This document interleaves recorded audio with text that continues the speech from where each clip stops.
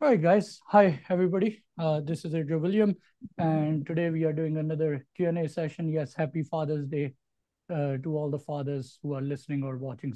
Okay. So what we can do, we are in a Caapid cycle process right now. It starts in March. I hope most of you know about it.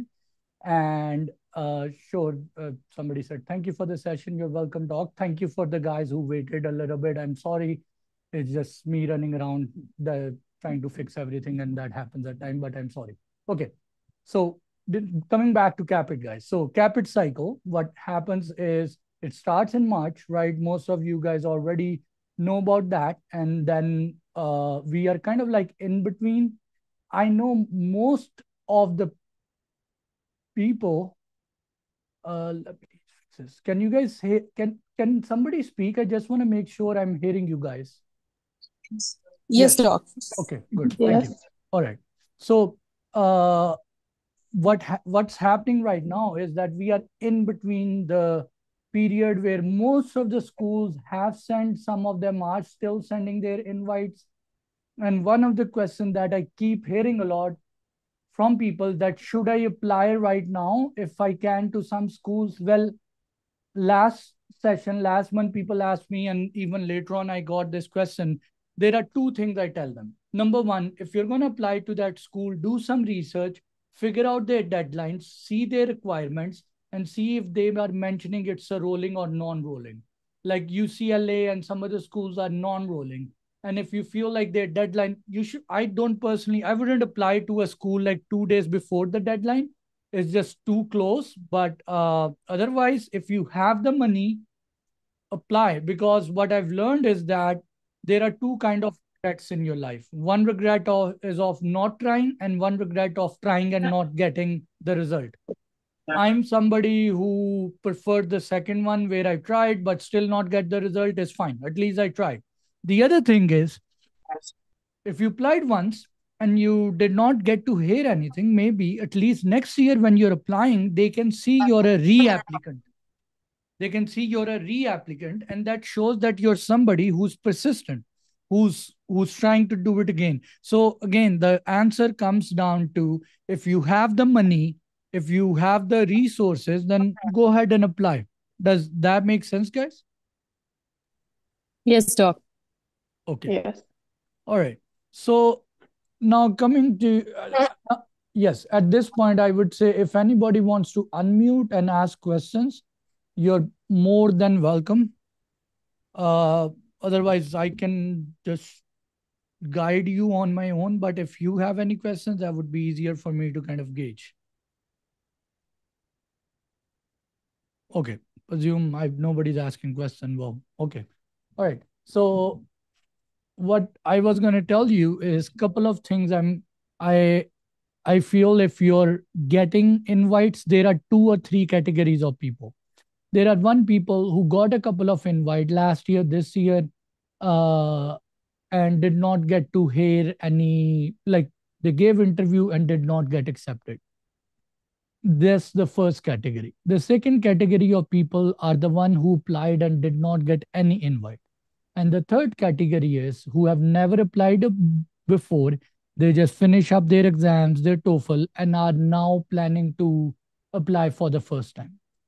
So I'm going to try to answer these things in like subcategories. Does that make sense, guys? Yeah. Okay. So people Yes, doc. who got invite, went for an interview, did not got a result that they wanted. Two things I'll say. First of all, do not over worry. If you got one invite, there are chances you might get an invite soon. Okay. But what you want to do is do not take your bench exam and your interview as a freaking joke. Because once you get invite, you're almost standing at the door. You're like standing right on the door. All you need is one big push to get you in. Okay. So my suggestion is make sure that you get good preparation for bench exam and interview. And one of the things I'll tell you, currently I'm talking to Dr. Stevenson, because when I was applying to dental schools, you might hear this in my videos over and over again.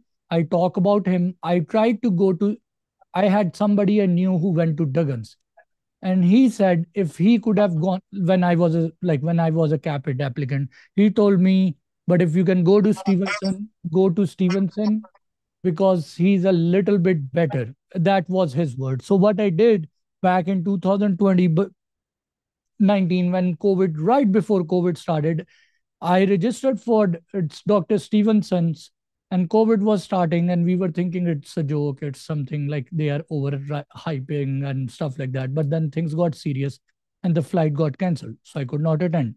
Then they rescheduled, and then again, when I was about to fly to it, it got cancelled again, the flight. So I could not. They refunded me my money. Savvy did it, which was pretty nice of her.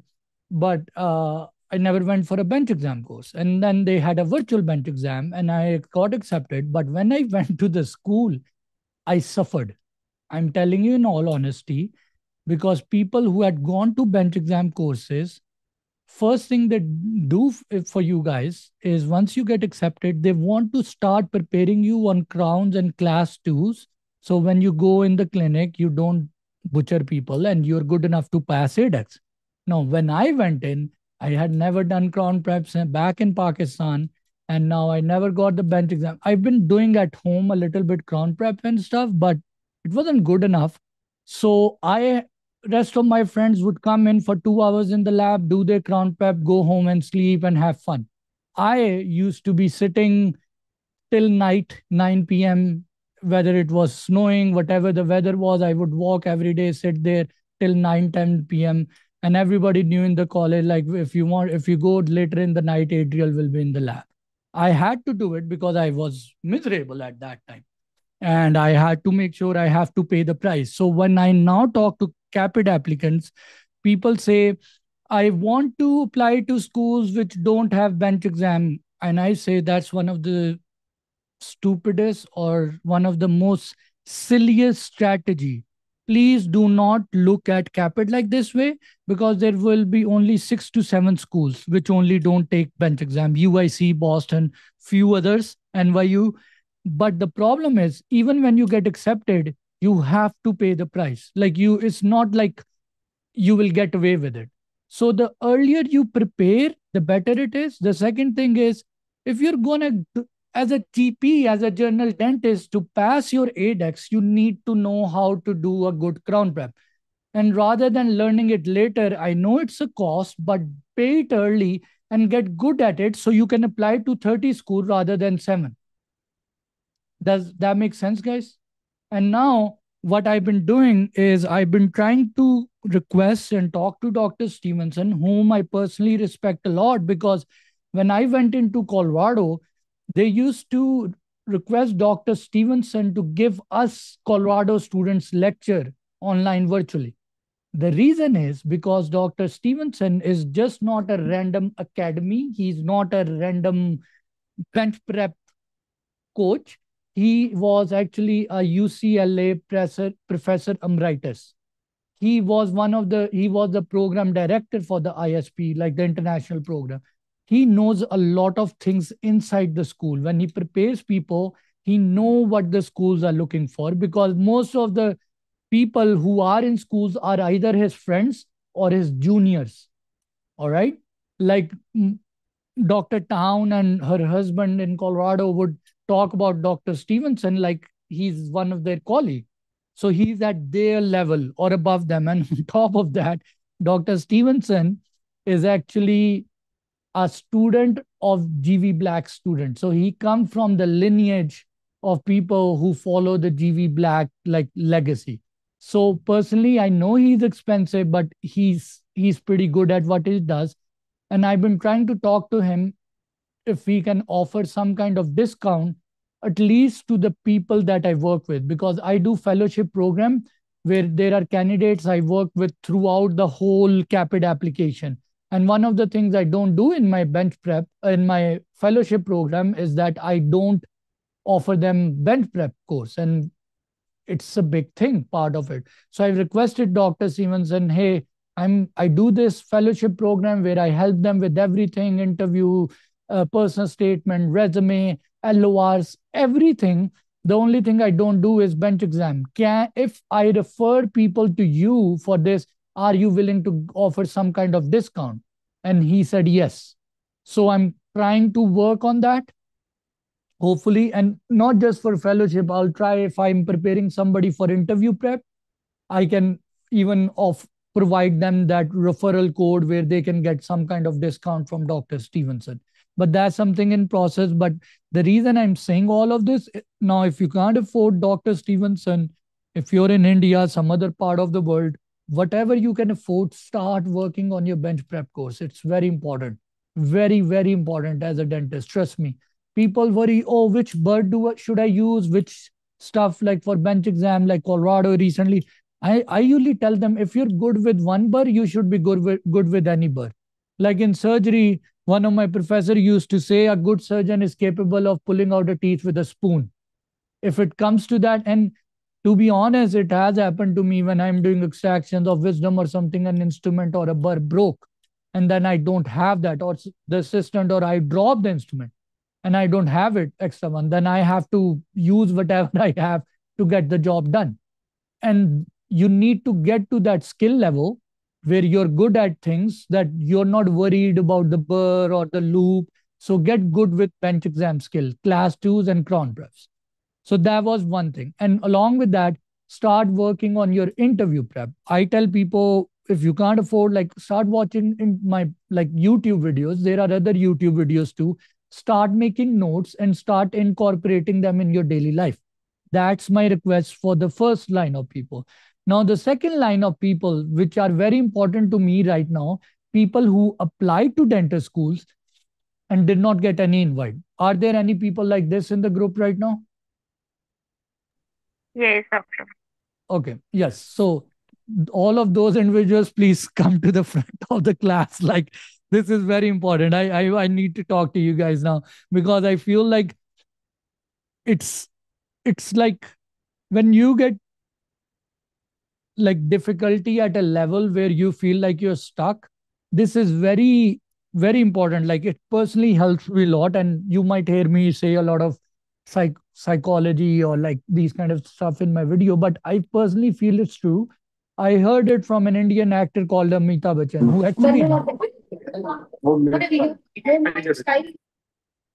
actually, the funny thing about Mita Bachchan is I never took him seriously. He's a TV actor, so what?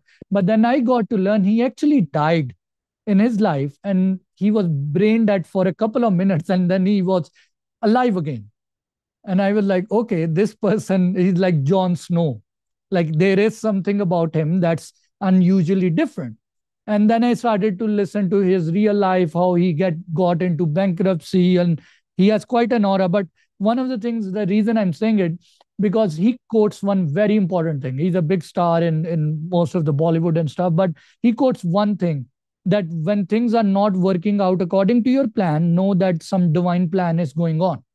And it's very important to have faith, like knowing, okay, if things aren't working out according to how I want, they are working out in a different orbit. Now I need to understand what's going on in that different orbit and what can I do to make it better. So people who are applying, they, and everybody is different. Now, some people I've talked, most of the people that reach out to me are people who don't have very good score in TOEFL.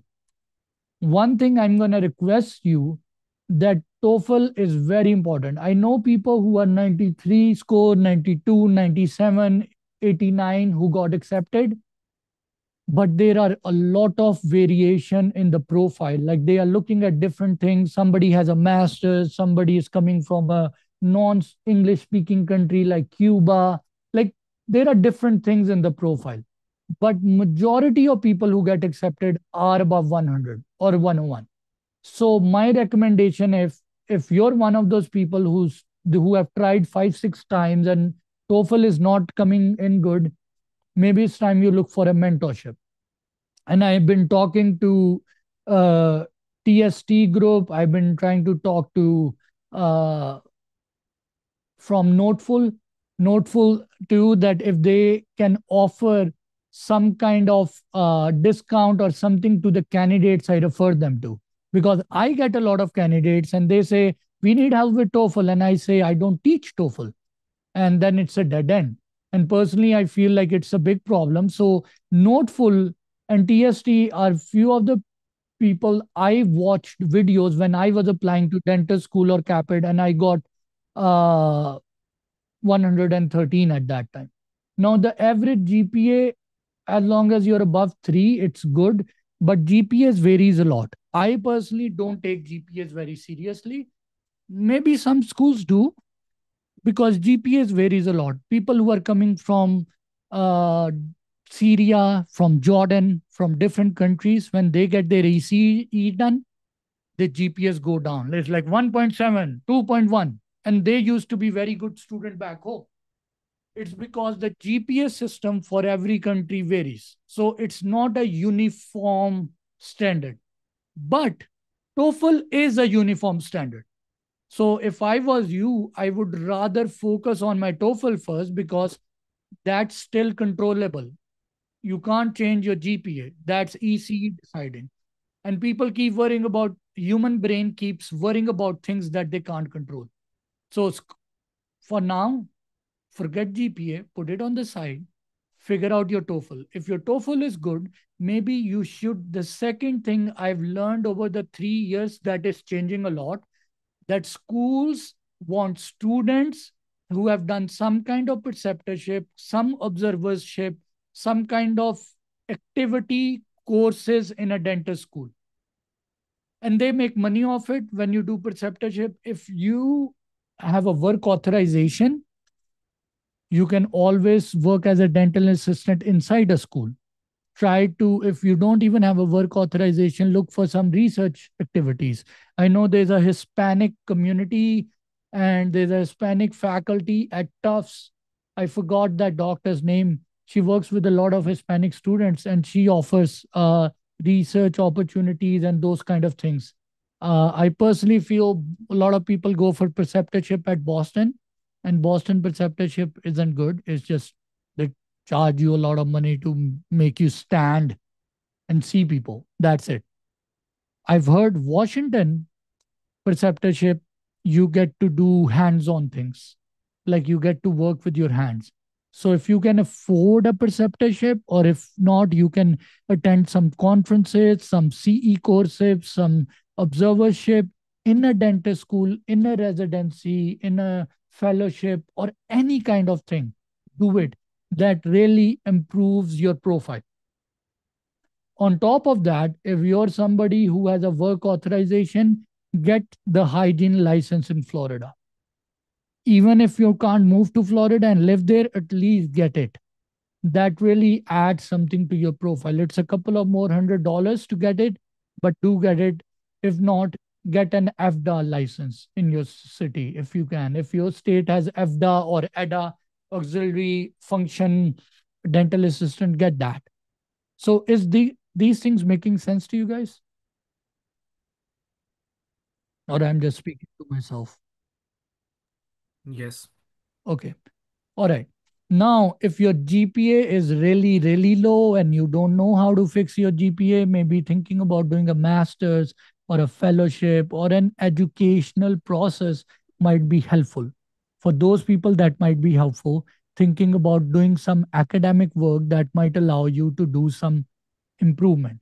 Now, I have students who have done masters, but they have not done any clinical work because they were F1 student.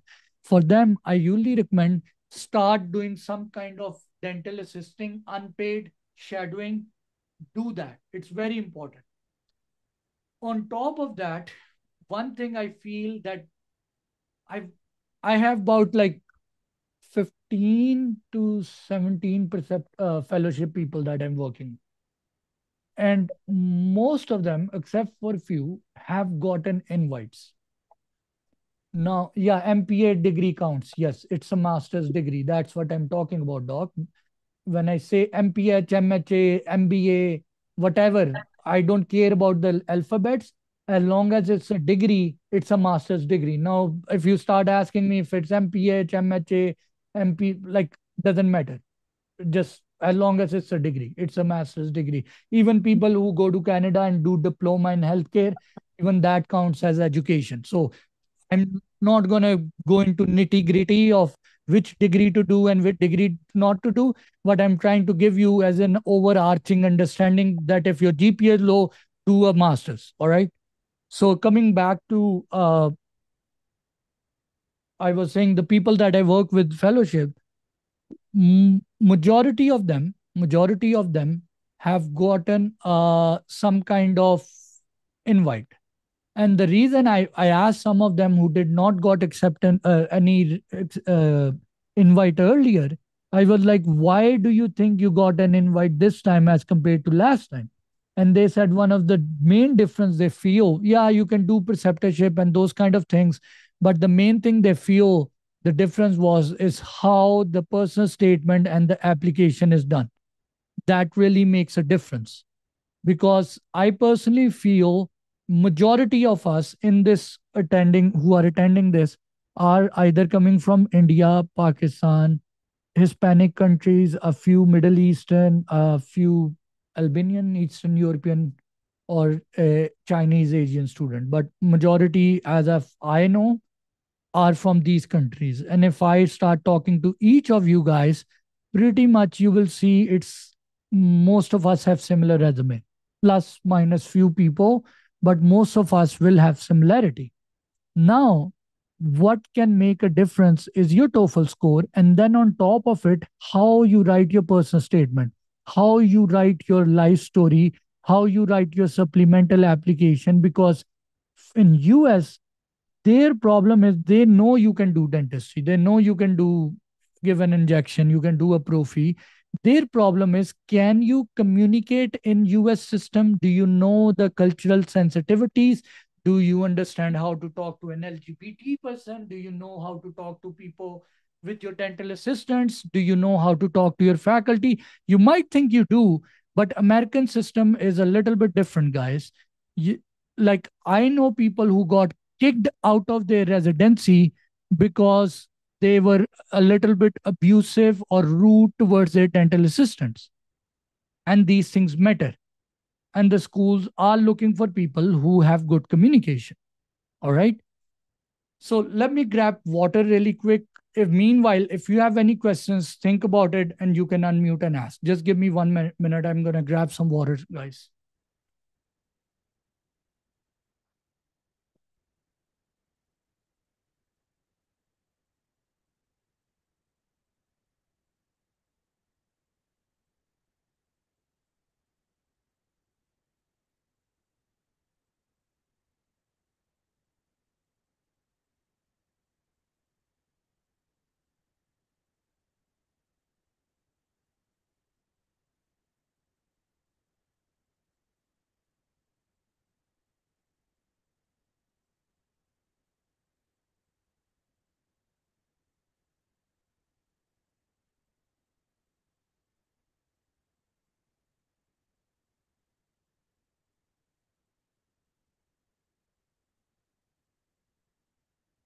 Okay. All right, guys. Sorry, I'm was feeling a little bit. Oh my. Ah. Okay. All right. So, any questions from this point, guys? Yes, you can unmute, Dr. Laura.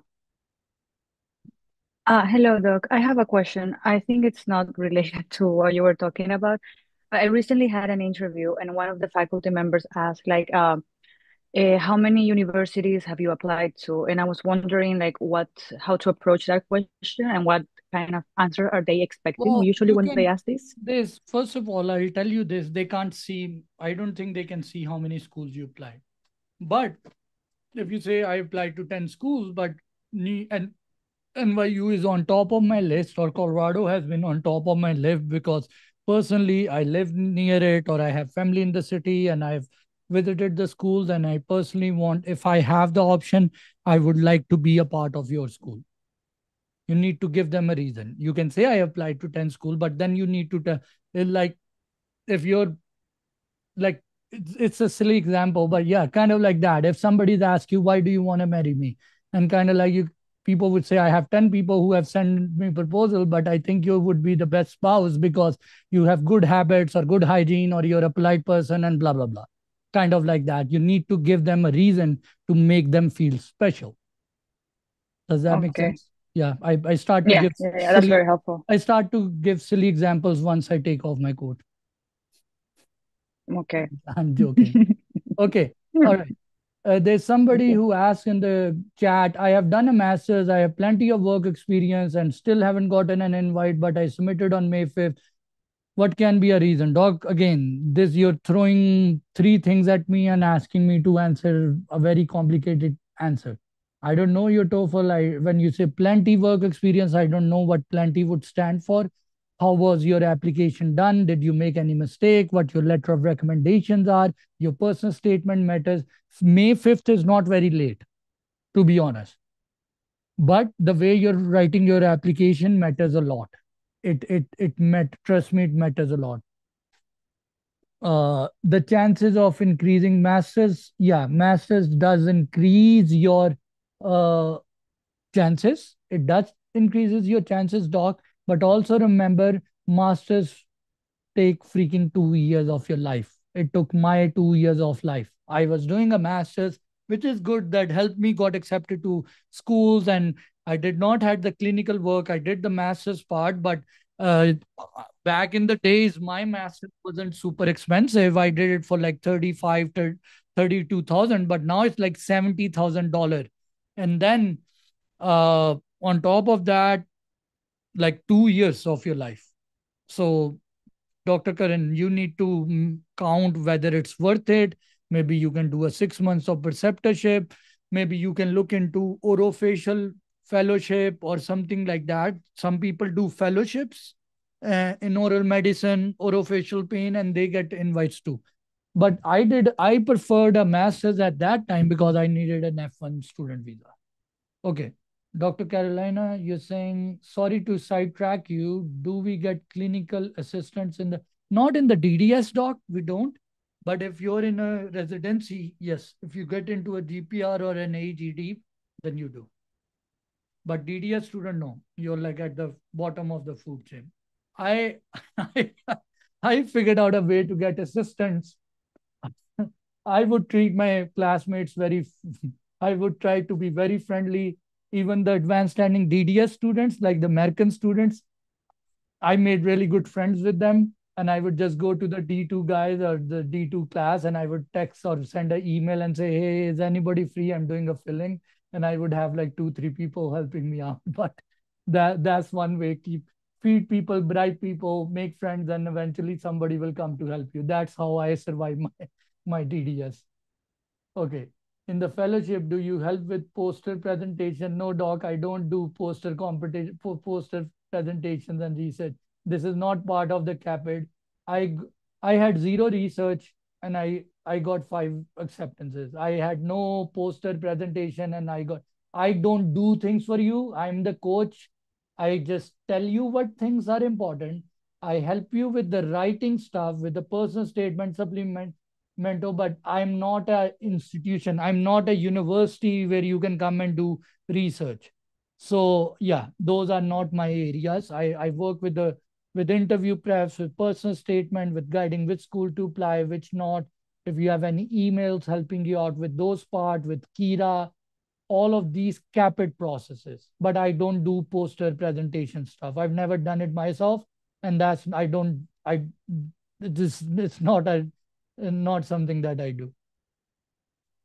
To what extent research publications are valued? I don't. Again, doc, I just said I never did it and got accepted to 5. So they are valued, but are they the only thing important? No. It depends on overall how your profile is. Yes, Doctor Yuvraj. Good morning, doctor. I had a question. Like me, many of us have applied to dental school and are waiting to hear back. And then once in a while, from somewhere or someplace, you hear that, oh, this school started sending invites or someone is getting invites. And I just like to be aware, but some rumor like that makes us agitated or makes us So anxious. How here's should my we deal with question, that? Doc. When you hear on news that certain country is getting bombed, or something like that? Do you lose your sleep over that too, or you only get affected by Caapid groups? I know it's a weird question I'm asking, but you need to understand, when somebody tells you there's an earthquake going on in some part of the world or there's a bomb happening, you don't get affected by that. You try to learn to block off. Now, if learn to treat these Caapid groups mostly how you treat CNN news or your social media. They will Okay. distract you because these are people without. I'm very careful. There are times when I say something which is wrong too. I am a human being. I'm not a god up here who would know everything. But I try my best not to say things. But people up here, it's a social media. It's like social group. Like people say things, and they are not accountable for it. So there can be some right news, and there can be some good news, like correct news. Are they wrong? No, they are doing what they want to do. Is freedom of speech. You're the one who needs to be mature in what things you're gonna let your be entered into your brain and affect you. I presume you're not married, right, Doc? Or are you? No. Yeah, that's why once you get married, you hear so many things in your life and you learn to turn off your brain and not even respond. And married people up here would understand, but it's just how it is. Not all information you can take seriously. Another other thing is, I say this in my video, you're young. How old are you, Doc? I'm 26. Yeah, that was the same age when I came to US. I was doing masters. I didn't had enough money. My F1 visa was stuck. Trump was here. Like I was like, I wouldn't He's even. still here. Yeah, he came back. The point is, but now he's less scary because you know what he did. But at that time, it was more scary because it was the first time he was coming in. And the problem was that I was worried that I didn't even thought about giving INBD for like 4 years. I was in US because I can't get student loan from Pakistan. We don't get it. I can't afford $300,000, $400,000. I could hardly pay for like 30,000 for my dentist, like for my master's schools. So it wasn't even existed. And in my heart, I used to think like maybe I'm never gonna become a dentist again. And I was somebody who quit his oral surgery residency. And if I open my social media, my juniors were taking out bullets out of the skull, and I was sitting there studying healthcare accounting. And I was like, what the hell am I doing in my life? The thing that I quit, those people are showing me how to take out bullet out of a freaking skull. And I left my oral surgery. And up here, I can't even dream about going into. And it's just the, I'm just telling you, the age of 26 to 32 is one of the most confusing age for most people, for most young people, because you're trying to chase things and you don't have a lot of weapons in your arsenal. Because let me tell you one thing, when I say weapons, I mean by that is that when you apply to schools are like, you don't have enough experience, and you're like, is it my fault that I'm young? But that's how it is. So to be honest, if you want to get ahead in line, if I was giving a suggestion to me, 26 years old, number one thing is you learn to control your own self. I would, if I have the option to give you something very strong, I wouldn't hand it into your hands if you're not mature. And this is, I'm not talking about myself. That's how nature or God works. Sometimes things don't come to us because we aren't ready to swallow them. And if we do, we will die. I'm just telling you. And this is coming from a 34 years old guy who has done a lot of things which I dreamed of when I was 26.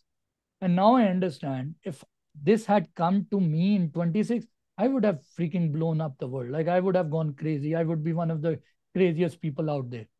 And now sometimes when I talk to people, my advice is, you're going through a journey, accept the fact where you are, and just control your internal environment. Learn to If somebody slaps you, somebody curses at you, somebody tells you you're not strong enough, you're weak enough, you're not rich enough, you're not good looking enough, you're brown, you're pink, you're red, whatever you are, learn to absorb it and control it.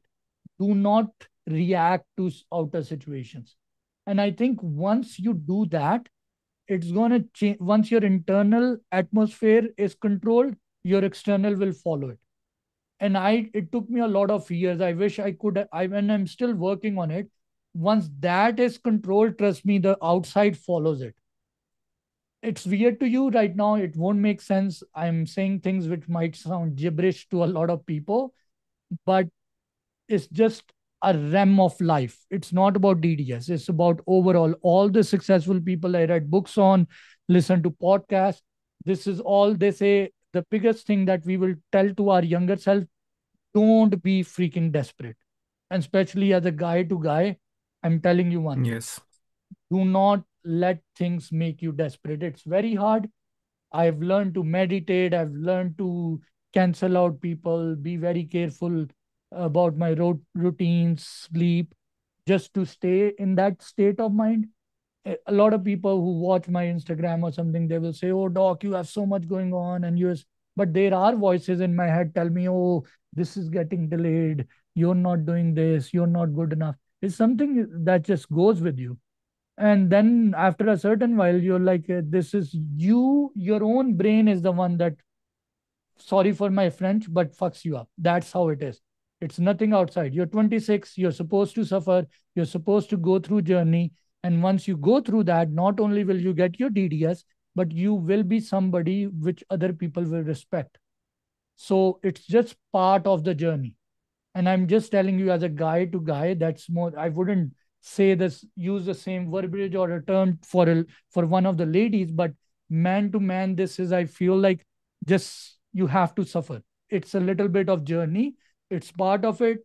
Learn to make your suffering less by learning way to block other people. And I am not saying blocking people on WhatsApp. I'm talking about their conversations. I grew up as a Adriel William in Pakistan. I walk around in US with a brown beard where people think of me in very different ways. And I've got to a point where I now enjoy it. People get a little bit fascinated. How come your name is this and you look like this and you're coming from it? And I laugh on it now. It's fun for me. But earlier it wasn't. It's just something you learn to block out and you learn to, because, yeah, I hope you understand what I'm saying. Yeah, got it, Dot. And thank you for that. And I also have another question. Like while uh, we are waiting for we are waiting to hear back from schools. What's your How profile? do you, um I actually shared it to you once in our chats. I'm sorry, I won't remember. Don't hate It's me. 3.4 GP and 106 TOEFL, about When did you less graduate than from one uni? year of dental assisting experience, and graduate in 2023. And you came here right after internship? No, I worked in my country for about 8 months as a junior dentist, faculty member in a hospital, and then I moved here. Acha, okay. And the number one thing, you know it too, your dental assisting should be at least 1 year. Anybody who's Yes. hearing this, like your dental assisting experience, oh, need to be at least 1 year. That's very important. So yeah, the cat is out of the rack. This is your biggest weakness is you're young. Welcome to the world. You're young. You need to spend more time. There will be people who have done 3 years of dental assisting in this group right now, and they would be laughing. They will be saying, "Really, that's your problem?" Like they so just swallow it. It's when we are young, we are very hasty. We want to do it fast. But welcome to US. We are competing with the world's best, most competitive, most nastiest, most cleverest people in the globe. They all come to compete up here. So you have to go through this. And you can read in the comment, people are saying how much. And I remember I went to UIC for an open house, and some doctor, not doctor, the program that coordinator, Barelia or something like that, Hispanic lady, Somebody asked her, "Oh, just because I'm a fresh graduate doesn't mean I won't get an invite." Well, she was like, there are people sitting who have graduated 5, 10 years ago, worked for 5 years. Obviously, they will be the first in line. The other thing I'll tell you, Yovraj, the average American person who comes out of DDS is 27 years old. And Okay. average foreign trained dentists they take are around 30, average 28 to 32. The reason they do this because they don't want 26 years old immigrants come in and become dentists and make million of dollars even before they are 35. Understand the system. There is a certain Yes. age they want to keep in that graduation year. So you're just young, buddy. Just work your butt off, stay humble, and learn to control your inner self. The faster you will do this, I'm saying it in a lot of different ways, and I hope you understand. The better you learn to control yourself, the earlier you will get things. All right. Thank you, Doc, for the advice. I think I said all my Father's Day speech to you ended up. If I feel like That freaking was out very now. grateful. Can I ask a question? Yes, sir. Okay, I really appreciate this opportunity. I actually started following you not long ago, and your advice has been absolutely so much more clear than everything else that I've heard before. And I've been in this journey for 7 years now. I'm not laughing about the colleague that just spoke to you, but yes, I mean, 5 years of dental assistant, 2 years of dental hygienist, and now a master's degree behind me, and I still here on the fight because Okay, okay. What year did you graduated from Brazil? Let's I graduated in 2015. okay. So you're kind of like a little younger than me. I hope so. So No, that's good. I'm actually older than you because I went to dental school older. This is my second degree. Oh And wow. so I did perio, so I'm a specialist as well. And then I came in, I worked as a dental assistant for 4 years. I worked as a expanded dental function for 2 years.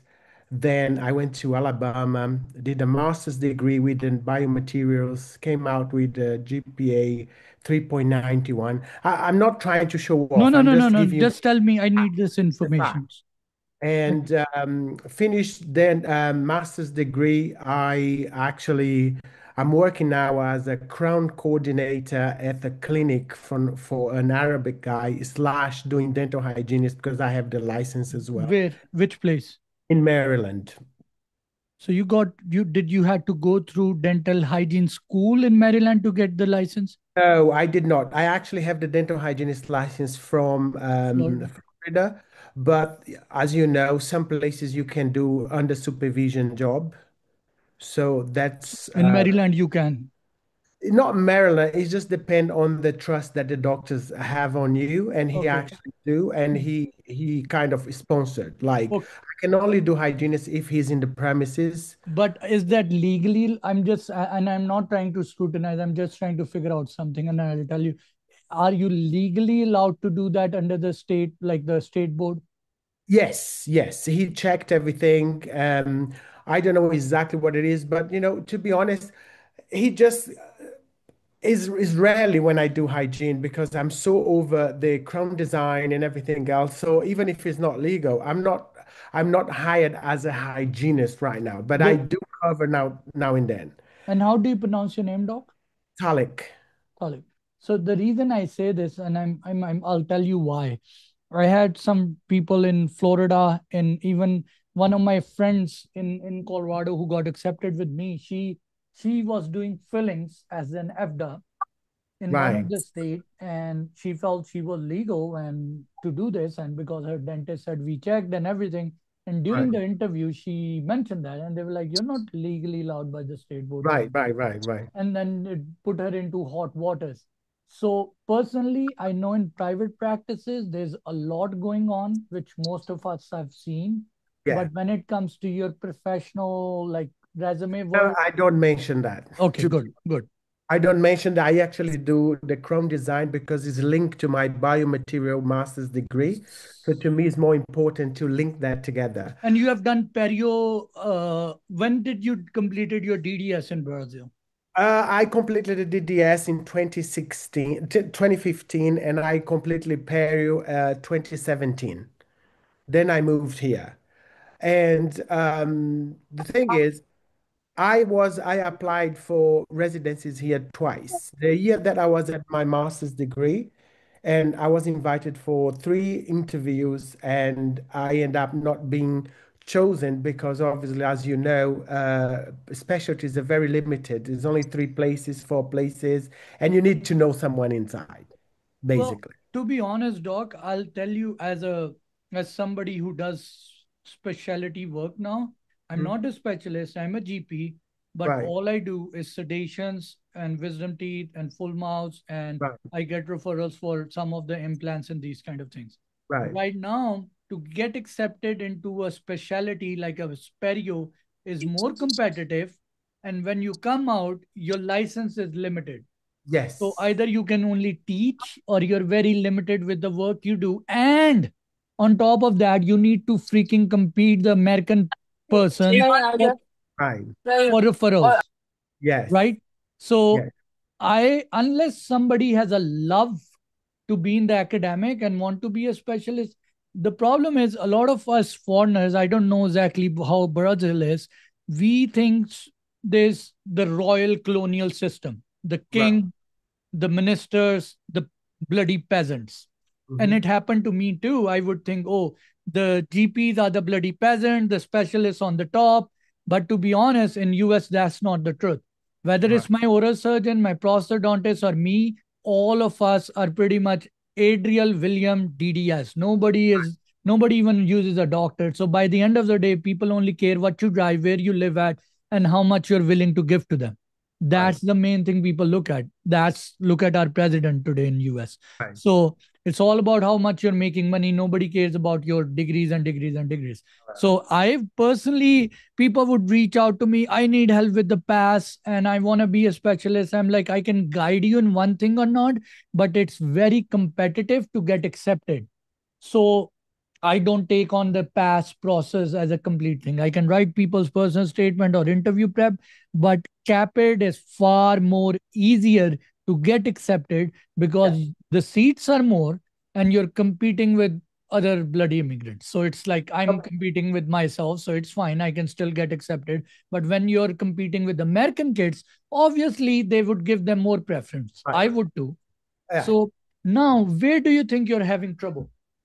Well, I'm not even having trouble. I really appreciate everything you said because even before when you started today, you say like sometimes we feel like we are on the right path and we are not because I faced myself two cycles or idea paths, not knowing me, as you just said, that it's better to come out as a GP than actually as an specialist. And then when I've been told this by my bosses now, I just applied. This is actually my first time applying for Caapid.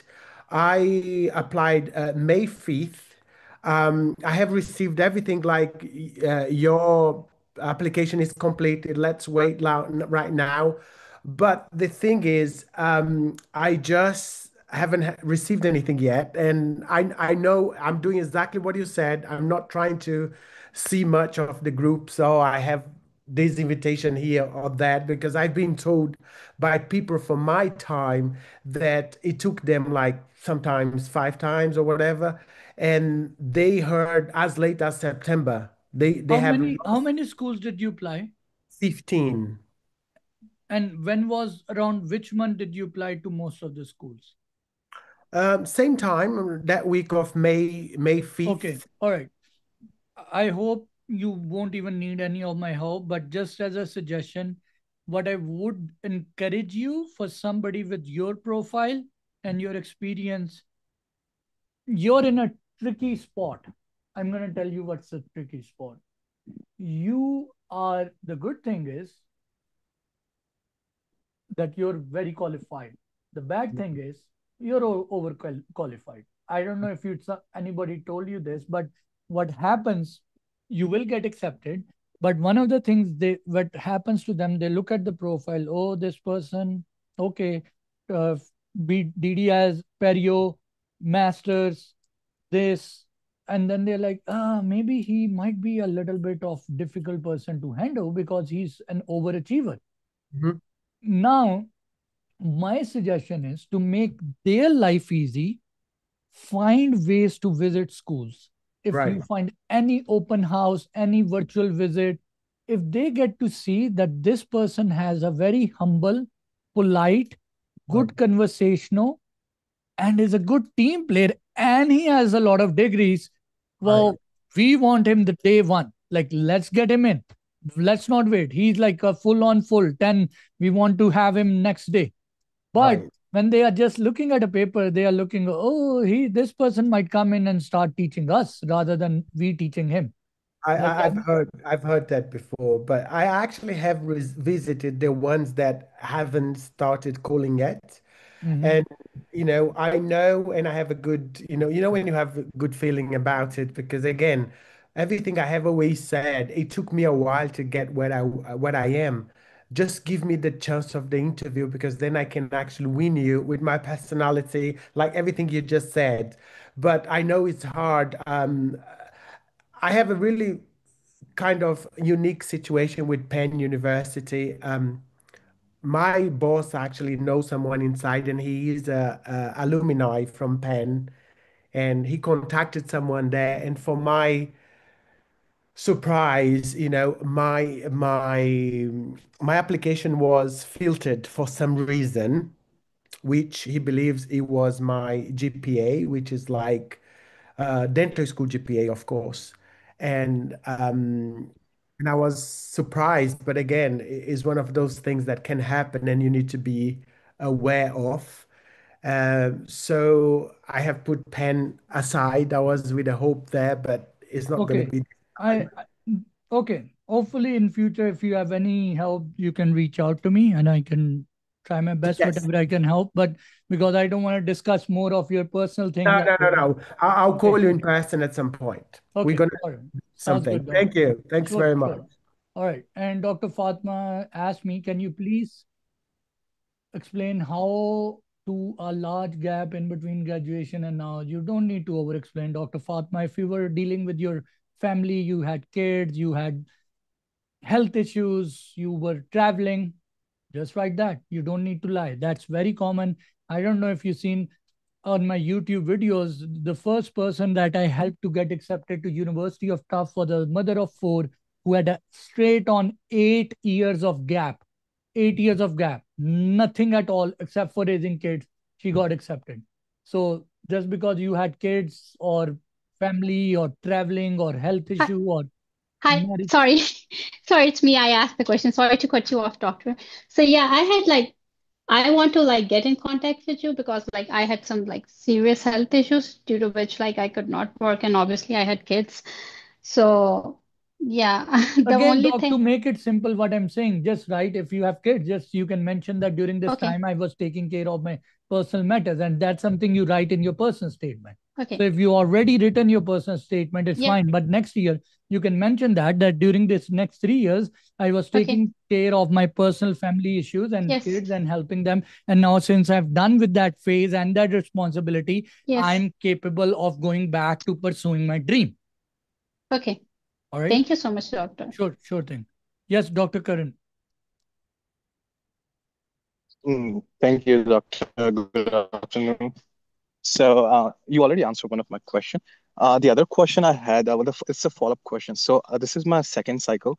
I applied last year with only three schools, Rutgers, Boston, and VCU. I didn't get into any, but I was able to get into call with Rutgers. I think some of the faculty that's in admission process, and they told me. I asked Dr. them like, Perus, "What's?" was it Dr. No, I think it's Megali, some Okay. Megali Vasquez, I guess. Mhm, mhm. Yeah. So so I asked her like, what's wrong in my profile? So she said that I have little less GPA. Yeah, Uh, Rutger does that, but screw Rutgers. Go apply to other places. Every oh, okay. school has like I applied to 15 schools. I can tell you, I don't know the detail of all of them, but I know that Michigan did not give me invite because I did not had ADAT. UPenn and Columbia, I remember, didn't send me invite because I knew people told me you don't have dental assisting experience, so you won't get it. So it's fine. Don't do it. There are other schools. That's why you apply to 15 schools. You don't fall in love in one school and say, I'll cut my nerve if I don't get in. So if they don't like your GPS, good enough. You don't get me, I don't get you. Fine enough. It's life. You move on to the rest of the 14 schools. No, I hear you, doctor. So my question was, so she told, so I asked her like, what can I change? Because I cannot go in past and Mm-hmm. change my GPA, right? Mm-hmm. So she said that maybe do a master's. So Yeah. I cut her off. I said I already have a master's in MHA. So she said no, do a master's in STEM degree. Like That's BS, doc. You think you're gonna go? I did an MHA, wasn't even an MPH. They will make your life miserable. Just don't. Again, it's not worth it. There are other schools who will get gotcha. everybody who majority of people who have done masters are either MPH, MHA, people with MBA get accepted. Now you will do STEM, they will say, oh, your STEM was in chemistry, do biology. And by the age of 50, you'll fill out all the requirements and then go to. So this is just a I would even not entertain. Like you don't have another 2 years and another $50,000. You can open up a Exactly. freaking gas station and become a millionaire rather than running after dental schools. Then, No, so you're a spot on, doctor. And so thank you so much. And my other question was, sorry, doc.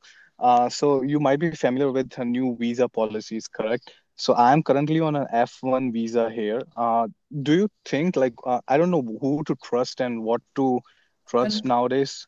Do you think the rumors are true that they I won't? don't know, doc. I don't. I keep my mouth very much shut when it comes to visas issue because first of all, I'm just gonna be adding a rumor. I'm not an immigration lawyer.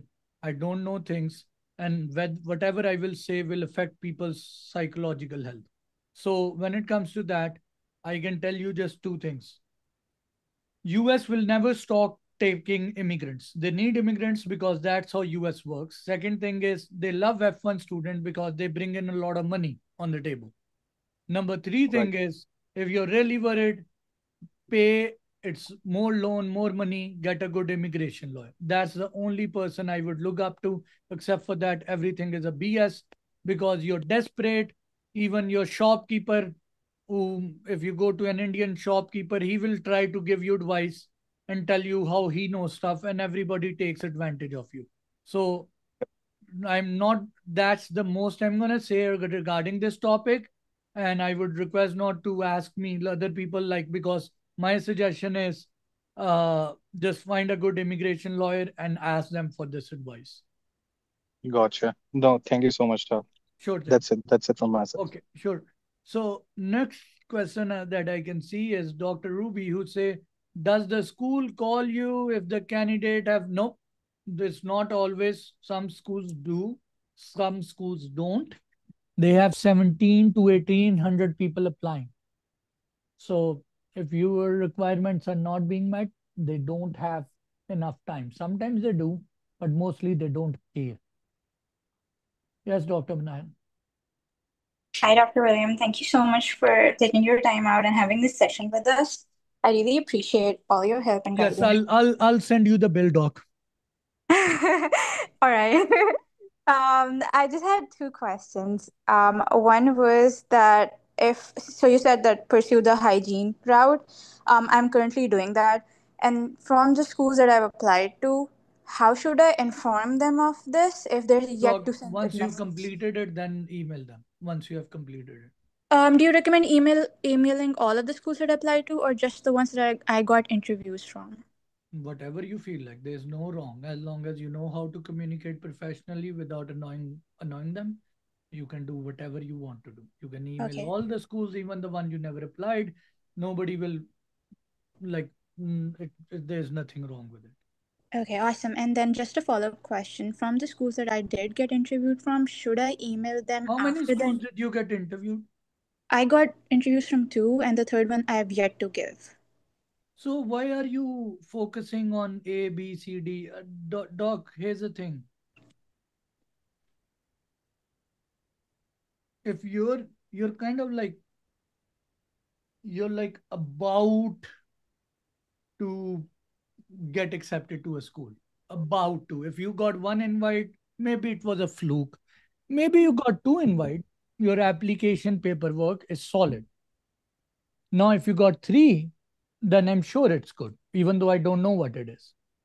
My advice is, rather than trying to waste your brain cells on things about future, figure out a way that this is the third time you're giving interview. You prepare it at a level that your chances are way higher to get accepted. If you're getting invite, it means your paperwork is doing good. If you're not getting acceptance after that, it means there is something happening in the interview that is not up to the mark. It's like I see somebody's online profile and I say, hey, wonderful, let's go for a coffee. But then I meet, then I'm like, nope, mistake. I don't want to meet you. Right? Okay. Because Yeah. when I met them, there was something not right.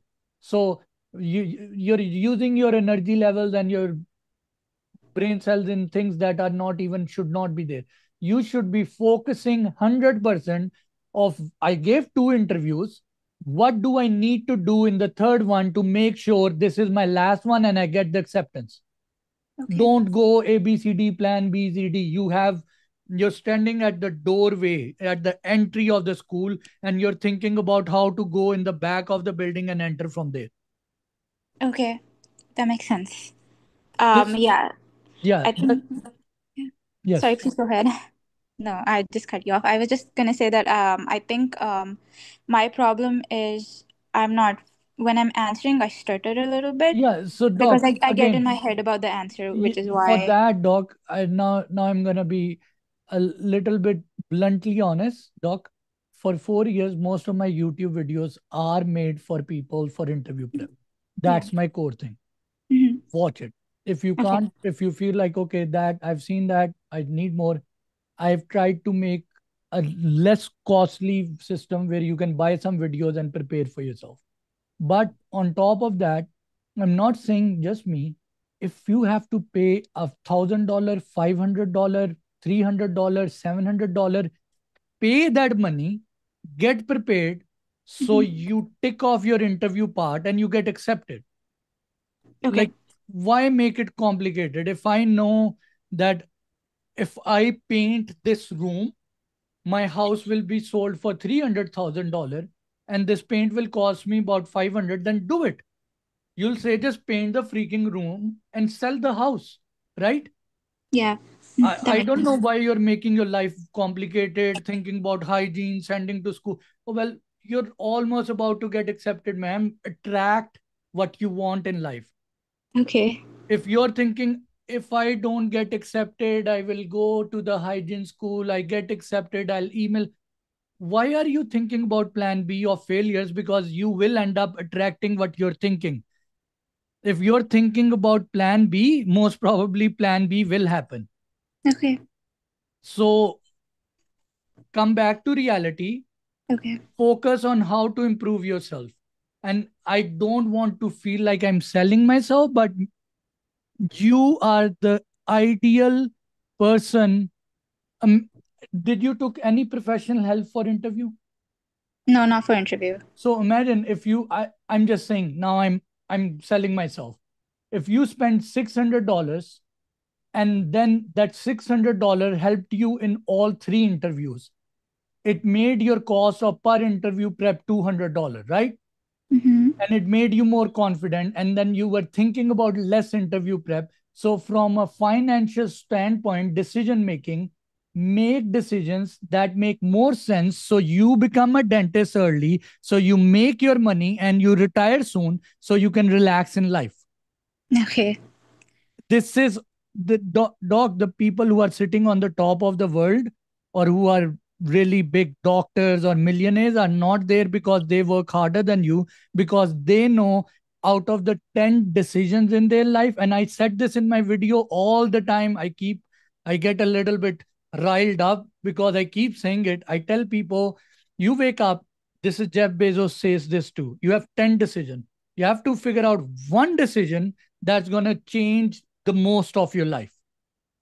The 9 decision would be fixing my carpet, fixing my table, and that one decision would be talking to my lawyer to acquire another business or a building, or making that one decision will impact the next 30 years as compared to fixing the carpet. Now, that is important, but not equal to that. And if your brain cell energy is worried about fixing the carpet and worrying about that other things, well, you're not working smart. You're just going in winds. You're moving left and right. So, and I'm not pointing out to you, Dr. Minail. I'm saying this to everybody who's saying, for God's sake, please be a little bit more strategic in life. Be tactical. I am somebody who will, if I'm going to tell you one thing. My friends get very awkward with me. I will go to some place and they will say, this is $5. I'm like, I'm not buying it. And then there's something I would buy for a more than $100,000. And my friend would say, are you mad? And I tell them, here's the thing. The problem is not the $5 or the 100,000. The main thing is, what value does this bring in my life? Mm-hmm. If the suit that I want, or something else that I want, or the cell phone I'm going to use, or the laptop I'm going to use, or the camera that I'm going to use is going to create me $1,000 in my business, spending $800 is nothing bad. But if I'm paying $5 for a stupid keychain that I'm not going to use, that's just wasted money. The price is not the issue. The value that brings to my life is what decides the value, the cost of it. Do you understand what I'm saying, Doc? Yes, I do. So a lot of people who come to US come through consultants and stuff. We are willing to pay money to those consultants because we know once we go to America, that 3 lakh that you paid is just going to be nothing. In the Mhm. same way, once you become a dentist, that $1,000 is something you make more in one day. But the problem is, here's what I want everybody to hear this. You might see my Instagram on crazy. You will see me in gym, like putting chia seed in my diet, doing red light therapy. I do a lot of crazy stuff, sit in sauna, try to go to a chiropractor, a lot of different things. Because what I figured out is that you can get good in dentistry, spend all those hours and all of that. But once you get freaking old, no matter how skill you have, you can't perform it. Your body freaking hurts and you need that sleep. And the problem with US dentistry is I can pull out one teeth, but when I go to work, I have to pull out about 300 to 500 teeth in one day, in one go, without break, in 7 hours, because I have to produce $10,000 for the business. That's how US dentistry is. That's how these corporate work. And you're going to be coming there. So I'm already giving you a heads up. And at that time, you'll say a filling is not difficult, a prophy is not difficult. But if you have to perform 15 prophies within very small amount of hours back to back, then your body is going to hurt with that repetition. And the only solution I know of in America, I talk to people. I said, "Can't I work less?" They were like, "Oh, welcome to America." They said all of us have like stress issues. We have back pain issues, especially the men. They will say like, we go to doctor and stuff, but we can't work less, especially during the age of 30 and 40, when you're paying off your loans, when you have family, you can't stop working. A lot of people up here will tell you we can't stop working. It's just the demand of the things. What I'm trying to teach people, I paid a lot of thousands of dollars, guys, to learn this. They told me, if you want to become an oral surgeon, a dentist, a chemist, a pharmacist, a endodontist, in US, you get in early, you buy 10 houses, you retire. All the freaking dentists, doctors, oral surgeons, endodontists, all of them, this will hit you after 5 years. What Adriel said was true. All of them, their dream after 3 years is to buy 10 houses and go partially retired, like semi-retired. That's how they want to live. Want to go on vacation. So their money comes from those houses so they can spend time with their kids and do vacations. And in order to achieve this, you have to go in early and come out early, because otherwise your nervous system is going to blow up. Now, at this time, If you're worried about saving that $600 or $1,000 and this is your third interview and you're not figuring out how should I get this job done and you're thinking about hygiene school and applying to school, ma'am, you are not thinking right. I'm saying this from a very sincere heart to a junior colleague. It's not the interviews, but you're not understanding a game. This is a chess game. You have to plan. It's not about I wake up today, I'll do an interview, and next day I'm thinking about a plan B, and the third day about emailing. Yeah, no, I understand whatever you're trying to tell me. Like I agree with it, I understand it, and I totally And support. I'm not trying to condescend you. I mean, I understand. I'm telling it to everybody because there will be 7 different Adriels or 7 different Manil who gonna be watching this in 2030. So Sure. I'm saying it in a way that makes sense to those kids too, because I did not knew this. Antibiótico, veja lá se tem algum que. And I learned it after getting myself injured in dentistry and then paying thousands of dollars to fix myself and trying to figure out. And now I real because what's going to happen to some of the men in the group, crazy men who want to be very aggressive. I was like, I'm going to come out of school and I'm going to show them what I'm capable of. And I didn't realize there are monsters waiting for fresh grad who are crazy up here, who are traumatized. They will say, oh, you want to work 6 days? You want to work 12 hours? Come. And you'll work like crazy to make that $10,000 or $100,000 or $300,000. And then after 1 year, I realized I just made them bloody $3 million to make my $300,000.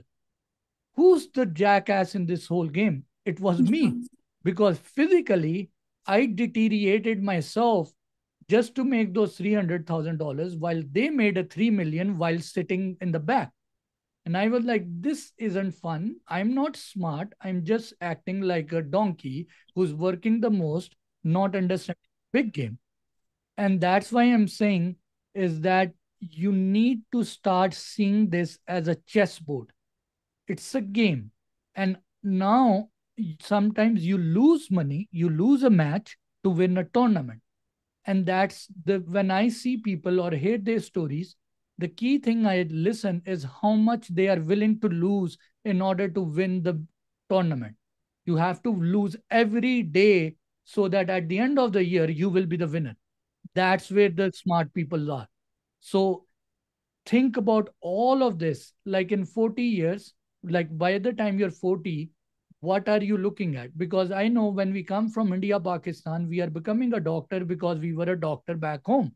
And becoming a doctor is like raising our caste, is like becoming Dr. Sahib, like the big guy of the town. Everybody is respected. Our parents are like, oh, my son and daughter is a doctor in US, and everybody like, yeah. But in US, it's not about that. We are just a freaking DDS. Our people respect us because we make a lot of money. The only reason when I tell people I'm a dentist, their eyes like I can see the dollar sign, chin, chin coming into that. That's the only reason they respect dentists in US. Otherwise, it's not that we are a healer. We people are nice. They are like he's a cash making, like he's a cash cow. Like let's find ways to do business and make money out of him. So yeah, that's my suggestion. And this is not just for you, for everybody. I'm trying to tell them something what's going behind the curtain. Got it. Thank you for your suggestion, Dr. William.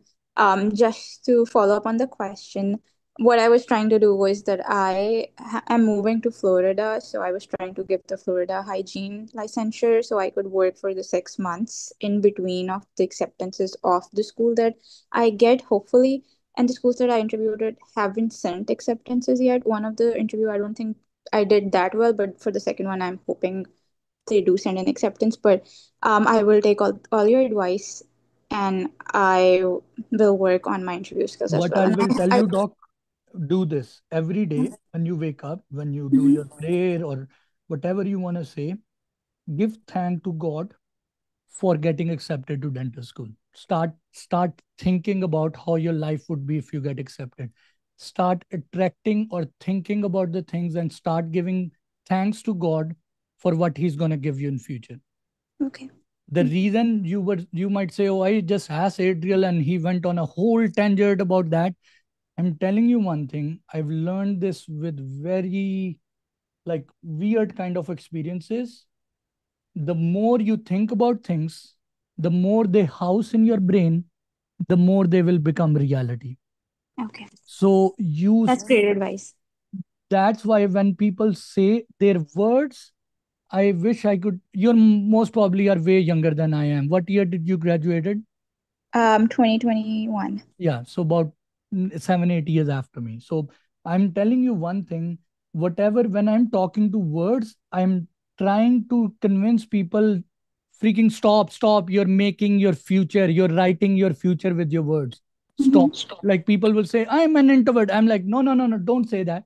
Say I'm a learning extrovert. Like I have Cuban friends who will say, I have bad English. I'm like, stop, don't say that. Say I'm learning English. Why do you want to use a bad word for your own self? Because in Pakistan they would say there's a word, there's a time of acceptance. You say that and eventually you end up, that ends up happening. So whatever you're thinking or bringing out of your mouth, and I'm, again, it sounds weird coming from a dentist, but trust me, these things, I had to go through a whole different journey to get like these things right in my head, that whatever you say about yourself or think during the day or worried about, they eventually becomes the dominant part of your life. I totally agree with you. So I really agree. It's all about manifestation. And I'm a very spiritual person, so that's something that's in our religion okay, as well. good. So Okay, all right. yeah, Pray for me. All thank you. right, doc. Okay, take care. Thank you Bye. so much for your help. Sure. Appreciate it. Right. Thank you. So I'm sorry, guys, who were listening and saw I go on different tangents at time, but okay. Now, can we do a fellowship if accepted for a fellowship before? You can, if you have to pay, but you have to pay for it. Usually fellowship can be 7 months or a year. Okay. Dr. 79 just said, Doc, do you think it's still hope for an invite? Doc, again, I don't know about your profile, about things. There's a lot of different variations in that. Yes, people are gonna. Once upon a time, I was trying to get US visa and trying to figure out. And I was like, oh, Trump came in. And one of my uncles said, whatever happens, the plane that's gonna come from Pakistan is gonna be full. He said, in my 30 years of life, never ever I've seen a plane landing to US that's empty. So what I'm trying to tell you, people will get accepted visa, people will get visas. And if people are getting visas, eventually you will be one of those people. In the same way, I'm going to tell you, people will get invites. Invites won't stop, and you could be one of those. Now you have to work for it. You need to improve certain things. You need to work on your communication or your skills or meditate or whatever, blah, blah, blah. That's something you need to figure out. But yes, whether you can get an invite, yes, you can. Okay, Dr. Amina is saying, sir, I applied in June, but I only did 2 to 3 months of volunteer dental assisting and the rest of experience. Do you think, meanwhile, as I'm not getting any response, do I really? Dr. Amina, I think I'm saying your name right. Here's the thing. If you have the capacity to be in US and work more, do it. If you don't have the capacity to come to US and work, then keep working in Pakistan, keep attending international fellowships, keep doing international volunteer work or some kind of recognized stuff so you get better. Okay. Doctor, how does it look if you're applying to advanced standing an AEDD? It looks weird. Apply to one thing. That's my suggestion. Again, you can do whatever you want. It's your life, but I just feel like it doesn't look good if you're applying to two programs in the same school. They seem like you're a confused person. That's my suggestion. Again, I could be wrong. I didn't receive any interview. I guess that's very obvious as I applied very late by the end of May. Do you think I start preparing for interview and the bench exam should look? Look, May is not late. I had people who applied to June. I worked home country for 1 year, worked as a dental assistant. Doc, Dr. Sahi, I hope I'm saying your name right. You will get an invite hopefully soon. How many schools did you apply to, Dr. Sai? Sai, Uh, yes, doc. I've applied to 16 schools. and what year did you got uh, graduated from back home? 2022 December. You will get invite. Just keep working on it and keep start working on your bench exam and interview if you can. You will. Okay, so I was just confused if I have to build up my profile for next cycle or still have No, hopes and I'm not saying when. I'm just telling you you will get your invite. I don't okay. know exactly the month. I'm again I'm a human, but I'm telling you you will. Now how you wrote your personal statement and resume, I don't know about those things, but those things are important. Yeah, Okay, okay. Thank you. all right. All right. Now that the NYU Canada is coming out, how to prepare for it, doctor? There are my YouTube videos. I made it on NYU. I can't. I'm not gonna repeat the whole videos up here. Uh, yeah, I have just watch those interview prep videos, and that should prepare you a lot. And top of that, if you want some help, you can. But that should be the main thing. So do we have any bench prep academies or preparation? So Dr. Elena, there's something called Stevenson Dental Solution. I just said it in the start of my video. I don't know if you, here's one thing, people who are new, I would encourage you to watch more of my YouTube videos because I know right now sometimes I say things which are a little bit advanced, but you would be able to understand things better if you watch other videos too, because it's like I'm teaching class 8 chemistry and I forget there are some people who are starting at class 6. So for the just to answer for the preparation, there's one place that I personally feel is one of the best is Dr. Stevenson Dental Solution. That's what I said in the start if you were listening, and it will be on recording. I'm talking to him currently to offer the candidates that I work with some kind of discount, and hopefully once I this matures and it works out, god willingly, I can, the people that I will be working with through the fellowship with interview preps, I can get them some discounted help. Okay, if we do a preceptorship or a work hygienist, anything from the above has more benefit in terms of, yes, if you do a preceptorship and a hygienist, that does make help. uh Dr. Manil. Okay. Who else is, does anybody wants to unmute a question? Meanwhile, I'm reading comments. Doc, which university prefers students without masters, but with little clinical experience? Most schools like, to be honest. Now, Colorado takes 40 people. Colorado takes all sort of fruit chart. They take all kind of mixed salad. So I prefer people who have schools which have more seats. There they want different kind of diversity. So it makes things different. So that would be my answer. Uh, okay. Hi, doctor. I graduated in 2016. I have some work experience back home. I'm a Canadian national, currently enrolled in fellowship. TOEFL is this, have research going on, applied to 15 schools.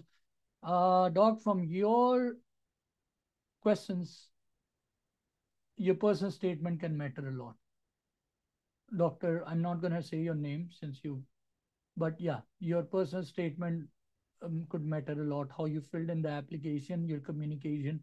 Some people, trust me, they have very good profile, but I feel like they are not doing justice to their personal statements and how they write their application. We immigrants don't understand the importance, especially as a dentist. We are mechanical people. We like everything. We are freaking carpenters. I'm sorry to say.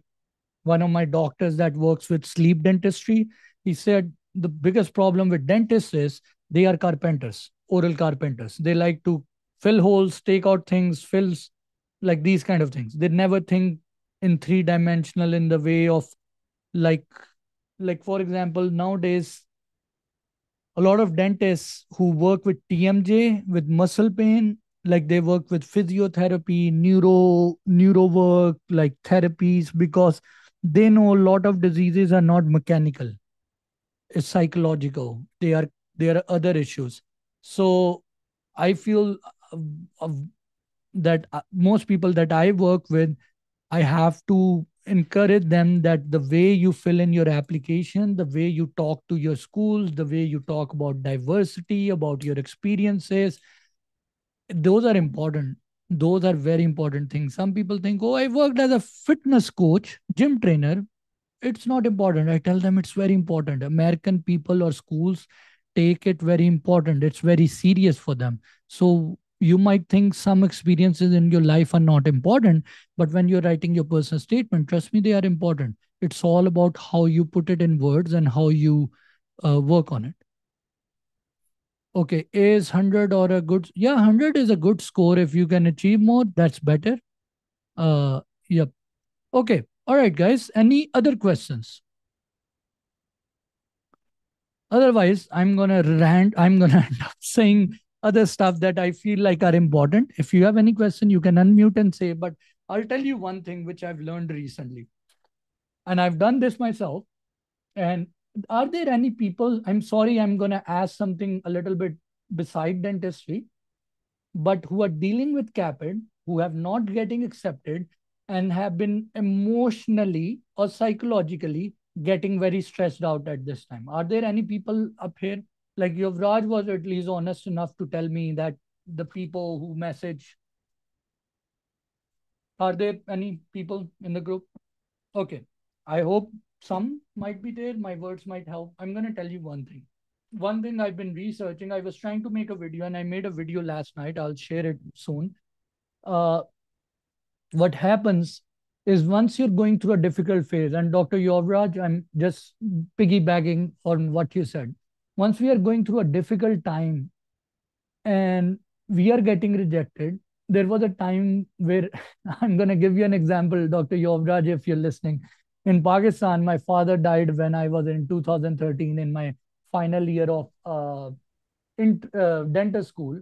And what happened right after my father died, the next in that same month, our car got stolen. Then we had to move out of the house that I lived in because my father used to teach in a university and we were living in there. So now I had to move out. So, and we didn't had enough money. My brother quit one of his job from England and he came back and he couldn't find a job. So it was like difficulty after difficulty after difficulty. And then I used to teach in a tutoring center to kids and I had money. So I bought another car and it got stolen. So it was like my friends would come to me, were like, "Hey, has somebody casted a spell on you? Like, what's going on in your life?" And right when that was happening, one of my cousin was buying a new Honda Civic, which is like a BMW in US. And I was just sitting in there thinking, like, God, like, what's going on? Like, I bought like a really old, messy car for the money that I've saved for 3 years. And you took that away. And I see people buying like these new supercars, right? And like, what's fair and unfair? And it was a very weird, and I didn't want it to be envious towards my own family, but it was like an internal feeling as a 22 years old boy. And at that time, one of the things that I realized that we need to learn as a person that whatever happens, it's very isolated. We think sometimes that God or heaven or nature or whatever you want to say, it has one code algorithm it puts in and hit enters and it affects everybody. It does not. The biggest thing I like about my view about God or the religion I'm coming from is that and I presume most religions have the same essence of individuality. When God created you, he knew what he's making and what he's going to make out of your life. So whatever trouble you're going through is very different from the rest of the people. And the reason it's happening just to you is because your destiny or where you have to end up is very different. So you're going to go through some shitty turmoil that most of your neighbors won't. And the reason that is happening because your journey is for a higher achievement. And I personally feel if you don't accept that, if I've read books where people talk about Holocaust or concentration camps and through very difficult diseases, And they said one of the things that really help you with difficult time is putting a meaning behind it. If I'm getting an injection and I know, okay, I'm getting this injection because I'm going to get a infected tooth out of my mouth and I will be better, that makes that pain meaningful. All right. So whenever you're going through this suffering, so this is for people overall. If you're going through difficult time and you're going through stress, understand the fact that whatever's happening to you is for a reason, because your journey is going to end up something different as compared to most peers. So do not try to compare yourself with anybody else, because if you do, you're insulting the one who created you or your destiny. Now, that being said, one important thing I've realized that I've been trying to tell people, and I've learned it, when I go into a negative phase where my things get stuck, where I'm not getting paid for my things, where my business deal get difficult, or something happens, things don't go as planned, or my expectations, or people leave me, or something like that. At that time, all my past traumas, all the things that were hidden, like which you usually don't talk, they start to come at you, and you start to feel maybe I'm not good enough, maybe I'm cursed, like why does it happen to me, and you start feeling like a victim, like all the negative thoughts that you have put in the cupboard, they come back to you. And I've learned through psychology or reading books and stuff, most of the things that happened to you in your childhood that you forgot are are still prevailing. They live. You don't see them, that they exist. Maybe when you were young, you got beaten without reason. Maybe you got insulted for being a girl, or for being not good looking enough, or maybe you have twisted teeth, or maybe you were too thin or fat or dark or whatever. I'm just saying. So what I've learned is that those traumas never die. And I'm telling you because I worked on mine a lot of times. And what happens is when you're growing up, you suppress those emotions, and that's, you suppress one thing and you keep yourself busy. Most of us are overachievers, people who are very ambitious, who want to come to US, who want to become a dentist, and like have this fire in the belly. You have that drive, but you also need to understand that most of this drive is coming from some kind of past traumas too. The reason I'm saying this, because I wanted to become a dentist, I wanted to learn surgery, I wanted to drive a Porsche, I wanted to buy a $500,000 house, I wanted to help people with the Caapid process, have a YouTube. And I did all of that. And then I realized how much miserable life is. Life doesn't get any better when you have, yeah, you need some money, but after that, you feel like, okay, things are not getting better, they are getting worse. I've thought if I do this degree, I get this, it should make better, but it's not. Then what's freaking wrong with me? What's going on? Like the whole thing is wrong. So that's when I started to research, or like start doing crazy stuff to figure things out. And one of the things I've learned, I'm sorry, I'm blabbering all of this to get you to a point, is that there will be some emotions, there will be some things that people said to you, maybe your in-laws, or maybe your family, your friends, maybe when you failed, maybe you're failing right now, and people are saying things to you that you find very nasty. You want to go and fight them, but you can't. You want to go and say sorry to them, but you can't. Maybe some people in my life, they are not there anymore. I can't talk to them. They are just not there. And you feel those emotions were suppressed. And one of the things I used to do this, not knowing what I was doing, but writing down those things. I sometimes, it's weird, but I've said this in my last video, I would write letters to those people, and I never send it to them or anything. Nobody gets to read them, but I would just write it, maybe throw them, burn them, whatever you want to do, but write those emotions down. And that actually relieves, or it's like you were carrying a burden on your shoulder, and it's like, I've thrown it in the river. It's like you prayed to God and you said, like, these are my problems, take it over. It's not mine anymore. And I've done this a few times and it has actually helped. And I just do it. I heard a professor said it. I did it once. Like psychology, I was like, let's try it. I was like, and sometimes I like letting those emotions throughout words allow your subconscious brain to get relaxed emotionally so you sleep better. Now you might think, why the hell he's saying all of this? I'm saying all of this because when I wake up, I have to go to my clinic where I have to perform about 8 to 9 big surgeries. under sedation, which includes wisdom teeth, full mouth extractions. And if I don't sleep well, I screw up. I find it very difficult. I get angry. I'm using a lot of force. I'm pushing myself using muscle rather than going smoothly with things. And my assistants can see it. And then I have to come back and I have to talk to a coaching student. I have to make a video. I have to talk to my virtual assistant. I have to do some other deals or something like that. And it becomes very difficult because I'm like angry. I'm like, do this. Okay, why haven't you done that? And one thing I've learned, in order to achieve, like you have to pass your exams, you have to apply to Caapid, you have to email schools, you have to earn money. That's a lot of responsibilities on you guys. And it's going to get more and more because you're going to have family, kids, whatever.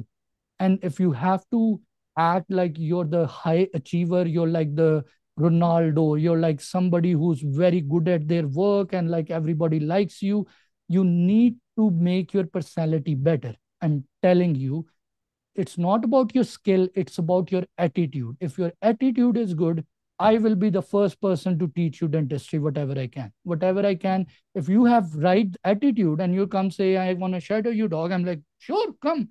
As long as you're not a jerk and do not disturb my assistants, I'm fine. Come, I'll teach you. And it's the same thing. There are some people I do interview prep who are so nice. I feel so much energetic. And then there are some people I'm like, holy God, I wish this ends soon. It just happens. It happens to you too when you meet people, when you meet patients that come to your clinic as assistant. So one of the things I'm telling you, especially people who are not stuck, they are too busy, they are too successful, they will never understand. You guys are at a golden phase where you can change your personality, where you can change the person you are. And the things I'm saying will not only get you accepted, trust me, it will make you a far better dentist than I was, or the people that I graduated from. I wish somebody had taught us this in dental school. I've learned it through, if I start telling you where I had to go and which people I had to learn it from, it's very weird, but it's just, I think it was supposed to come to me and I learned it through pain or misery or whatever. But just writing down those negative thoughts, people who hurt you, people you hurt it, and sometimes you feel bad about it. I do surgeries and there are things which go south. There are things that go bad, and it's a price. Like whenever you do surgeries, complication will happen. And when they happen, you feel bad for those things, and you carry them, and you can't carry so much things. So that's something I would say, if you can, do it at this phase, because once you're relaxed, you apply to Caapid, you look for mentorship, you email messages, you call people. People will be like, this person is very positive. I want to help them. I want to talk to them. And I think that's a very, very important thing. So I hope this kind of like helps you. And sorry for my, like, I've learned, like, most of my videos you might recently see, like I say these weird, like these holistic kind of things, because I've achieved a lot through my strength, like through like just pushing things, fighting people, being angry, aggressive, through my testosterone, like that warrior kind of mentality. But I've learned like I could have done it more pleasantly, with a little bit nicer behavior if I understood what I was going through. When you're young and you have that burst of energy, you don't care. You'll burn down the whole village and just see the flames for fun. That's how you are when you're young. You just react to things. So I've learning, okay, maybe Adriel, if we can do it a little bit better if you calm the shit down. And that's what I think I've learned it through very, very successful people, because I hit my cap where I started to have pain, like a weird neck pain. A lot of people, like, you might see me going into gym because for 18 months I couldn't lift weights because my neck was hurting, and I couldn't find. I went to doctors, chiropractors, I went for neurofeed. I did a lot of crazy things, paid thousands of dollars to fix it because I have to work every day, and I couldn't. And then I got the neck pain relief by a dentist. A dentist fixed my neck pain. And I'm not going to tell you right now how they did it, but it was something of a procedure they did in the mouth. And I was like, I've done research. No, I talked to a neurologist. yesterday about that thing, and he said this is not possible. Like, how come this matters? But then I realized there's more to life than we doctors or humans can understand. And good things come to you when you're not chasing them, when you're attracting them. And I'm not 100% at this, but I'm also going through the journey of understanding this. And I'm trying to make you guys understand, because I wish I knew it. I wish I knew it back in the days. When I was in my dental school, people used to see me and they used to say, like, are you going for a fight? Like, I would be that guy, like, who would be like, people would get scared, like he's gonna go and fight, like traumatized guy who's gonna beat the shit out of. That's how most of the time I would be, except for a few people that I really loved or I enjoyed being with. But now I'm trying to understand that wasn't me. Sometimes it's your trauma. That sometimes it's sleepless night. Sometimes the shit people tell you, you keep carrying it. But okay, coming back to Capit, I hope these things help you figure these things out and then work hard in your Capit, and trust me, it will become less heavy on you. It will be less heavy. So any other questions before we end this call? Okay. Thank you, Doc, for your great insight. Um, I think I can speak for other people too on this, that because of this Capid cycle, we feel connected to you because you went through the same situation. And I do want to ask a personal question. I've seen your videos where you talk about your interest in psychology. Would you recommend us your favorite book or any book that we should do on read on psychology? To be honest, I'll be very honest. I don't know, there's a lot of books you can read. Back in the days that really helped me on YouTube. Now I don't follow him because of some of the political things that he says, but Jordan Peterson's back in the days when he was giving lectures in University of Toronto, he used to give psychology lectures. His back from those days, like his psychology lectures were like amazing for me. That really helped me. But even beyond that, I was somebody who would see things, and I would start to see patterns in people, in human beings, and how they do. So I was just naturally more curious when it comes to human behavior.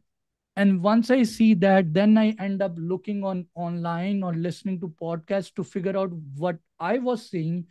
Is there any relation to it? Is that true? One thing please don't judge me, but I was realizing a lot of people, like including my ex prime minister in Pakistan, he had a very weird kind of past about being a playboy. Then I was reading Nelson Mandela's history, and they said a lot of. I started reading Freud's psychology, and he said a lot of people who had this behavior eventually, when they learn to control themselves, and that's what I was telling you, that's not saying you're one of them, but once they become control their energies, they are able to become very good leaders. They become very good, charismatic, inventive, genius musicians, because they get to learn to control themselves. And that's why I was saying, as a man to man, I can't relate for other genders or stuff, that you learn to control yourself, and people who have a lot of energy, they become geniuses in their field, but it's all about harnessing that chaos. And Freud has a lot of this. So I can go into detail that will confuse people. I will say things that I, I, when if I go start, I don't say a lot of things on YouTube that I know like will confuse people. But you this it's just whatever you see on a daily basis. Like, try your best not to react. Just observe nature. Just observe. You will observe people who were like people who think of themselves as victims. Oh, this is happening to me because the government treat me like this, or back home this was happening to me because I did this, or like people were doing this to me, or that. And then you will see that there are patterns throughout the world where people will do this, and they are the most unsuccessful people. So just like observe in patients too. I've learned one thing: my patients in surgery, people who are more anxious, will end up getting more complications, post-ops, dry socket. And I tell them, listen, I've learned one thing: when you're more worried, you end up taking more problems on yourself. If you're relaxed, your body will heal better. So somebody is asking me a question about a AEGD pass system. Well, I don't know anybody who directly helps. I help with personal statement, with interview prep, but I don't help with throughout the process. If you have like one specific service that you need help with, I can, but you have to be specific. If you throw a big fish net, hey, help me with the AGD program, maybe I won't, I would. And I know, Doc, you messaged me and I was not able to reply in Instagram. I remember I would, or I just, it got lost in during the day. But yeah, if you have something specific that you need help, then if you tell me this is the help you need, I'll tell you this is the cost and this is how we do. There's one book that I would encourage you. This is called, I'm listening to audiobook. It's called Happy Money. It's by a Japanese person, and it made so much sense that he said money is not just a money, it's energy. I worked for corporate, I made a lot of money and I was miserable. I worked for a private practice, made less money, or with working with Caapid people, and I was more happy. And that book made so much sense. He said, money, when people give you money, depending on what job you are working in, what industry, what environment, if people are giving you with happiness, that money is a transfer of happy energy towards you. I know it sounds weird. It sounds weird, but trust me, right after out of my school, I made a lot of money and I was miserable. I was unhappy. I wasn't sleeping well. And then I learned to work less, make less money, but enjoy more. In Islam, like I grew up in Pakistan, so most of my friends were Muslim. There's a concept of risk. In risk, your wealth by God is not just your money, it's your happiness, it's your connections, and other aspects of your life too. So if you want to be rich, you want to be rich all across. All right. So these are some, yeah, somebody wants to ask a question after I stop the recording. Yes, you can. Thank you, Doc. Sure, sure. All right. Okay. And except for this, guys, if you need help with your Caapid fellowship program, what I've usually in the fellowship, I work throughout the whole process where I'm working on your personal statement, your resume, everything. And it's about $5,500 right now. But most of you guys, there are few people who reach out who said, we have already written it. We have written the personal statement. We have written the resume. We don't need help with all of this. And then I said, you can pay less. You don't have to pay the 5,500. You can pay less, and I will work with you for the fellowship until the next March. You can pay about 2,000 depending on where you are, and I'll work with you as a fellowship student until March. But my main effort would be to get you accepted if we can. But if God forbid you don't, and we start from the next March, then you can pay the rest of the remaining money in installments, and we can continue to work on the fellowship. But in order to take people in fellowship, I do ask for their like their profile. I want to make sure they have good TOEFL or somebody I can work with. And we want to be at a level there where their expectations are right with me. Because again, I'm not God. I can't fix everything. I'm a coach who's going to help you with keeping your stress low, help you with the writing, with the interview prep. But I don't create destiny. I just help you as a coach to get accepted. I do prepare people for interviews. I do have recordings. Uh, so in the interview prep, I'll tell you about the fellowship, Doc. So for the interview part, I have Kira talent assessments recording. I have 3 hour recording, clinical recordings, and I'll share my website too in the group. You can read things from there as well. And then the one-on-one interview, when I do, I give you some recordings to watch first. Then I read your personal statement and your resume. And then I do a 2 hour of Zoom interview call in which I ask you questions like, tell me about yourself, your strength, your weakness, your leadership role. Why should we pick you? Why do you want to come to NYU or whatever school you're preparing for? And when you give me answers, I become you and create answers for you. So I do that. Uh, and it's on recording. And the way I prepare you for all the schools, not just one school. I try to prepare you for 98% of dental schools interview. And for this process right now, I charge 600.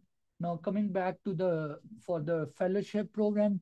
So, doc, in the fellowship, I help you select school. I help you with writing your personal statement, your resume, filling in Caapid applications, supplemental applications, uh, different personal statement for different schools like Colorado, Minnesota. I prepare you for Kira. I prepare you for Casper. I prepare you for one-on-one interview. I prepare you for a virtual bench exam as well. The only thing I don't prepare you is for the physical bench exam.